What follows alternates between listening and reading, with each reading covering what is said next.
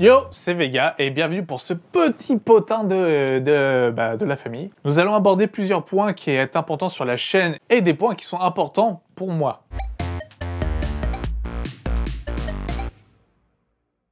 Premièrement, les Red and Blue. Comme vous savez, il y a une chaîne qui s'appelle Red and Blue Series, dans lequel on publie un Red and Blue tous les 15 jours, soit un re-upload, soit une nouveauté. Le prochain à être publié quand cette vidéo sera postée, je ne sais pas quand. Ça sera soit la Switch 2, soit Code Lyoko, plongé vers l'infini. Deux grosses vidéos qui servent sur l'actu, bon, moins Code Lyoko, mais c'est une bonne vidéo quand même. Je vous la conseillerais. En plus, il y a Ali Chuki, ça fait longtemps qu'on n'a pas vu, qu'on les avait pas vus sur la chaîne. Voilà, donc ça fait depuis le Red and Blue numéro 30, si je ne dis pas de bêtises. Voilà, les Red and Blue continueront. On a filmé tous les Red and Blue jusqu'à décembre 2025 avec Fabien, puisque Fabien part en formation. Donc on a prévu le coup et on tournera après la QV de 2026 quand sera le cas, avec les jeux excellemment bons de la Switch 2.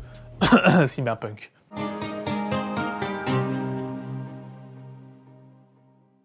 Pour ce qui est des reviews, on va parler de Boruto. Chaque mois, on va parler de Boruto True Blue Vortex, la suite qui ne me hype pas. On me dit que je suis aigri sur cette suite et je valide. Je valide car je suis totalement aigri sur cette suite parce que moi, je n'accroche pas. Ça fait 20 chapitres que ça existe et bah, je m'en carre toujours l'oignon.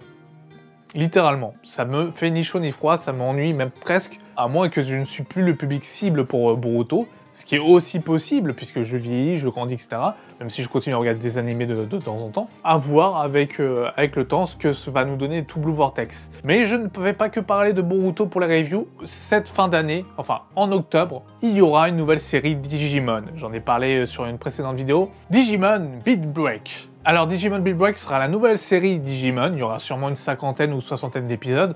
Je ferai une review toutes les semaines. J'espère que vous serez là à l'écoute comme vous avez été là pour Dragon Ball Daima, qui a eu quand même son petit succès sur ma chaîne.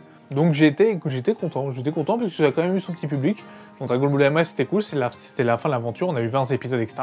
Là on va avoir 50 à 60 épisodes, donc ça va durer plus d'un an. Ça va être un rythme assez soutenu. Et vu que je parle de Digimon sur ma chaîne, je pense que je vais continuer à en parler avec ces reviews de Digimon. Donc restez à l'écoute pour les prochains bonnes annonces, etc. On en parlera très prochainement.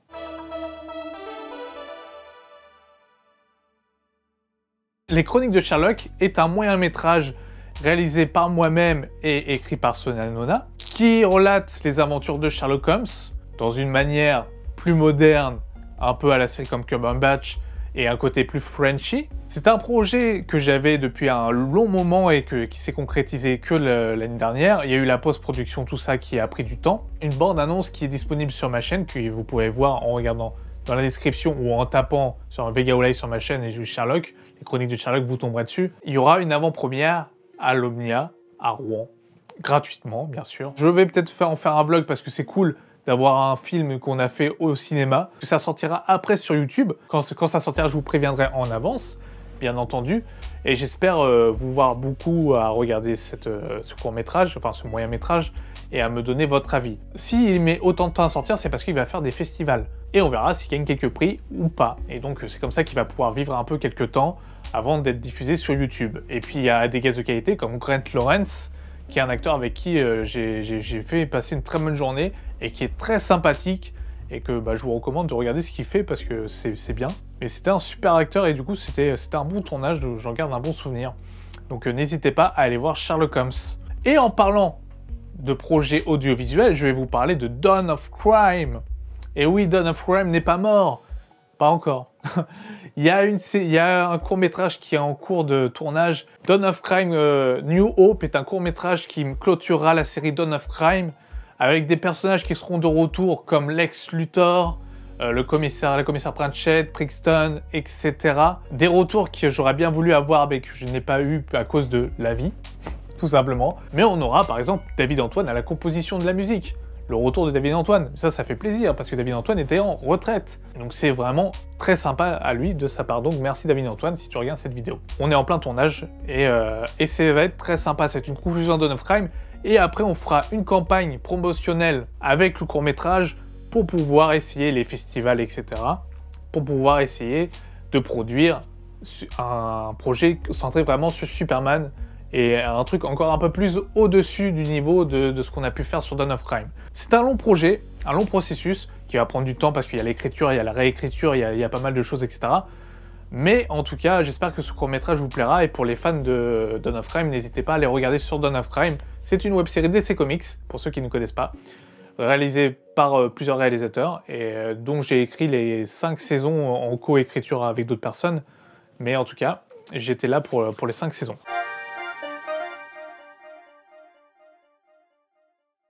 Donc voilà, c'est à peu près tout ce que j'ai à dire sur ce petit potin. J'ai une petite surprise, mais ça je la garde encore pour moi. La chaîne continue à vivre, je vais parler peut-être plus de moi ou des certains projets, etc. par moment. C'est normal si des fois ça ne parle pas que de manga, de Red and Blue, c'est normal, ne vous inquiétez pas, je vais peut-être parler un peu plus de moi et de mes projets quand ça avancera et quand ce sera plus concret. Sur ce, portez-vous bien, j'espère que cette petite vidéo à la naturelle vous a plu, parce que ça fait longtemps que j'en avais pas fait. Et nous, on se revoit très bientôt pour de prochaines aventures. Sur ce, c'était Vega, et ciao!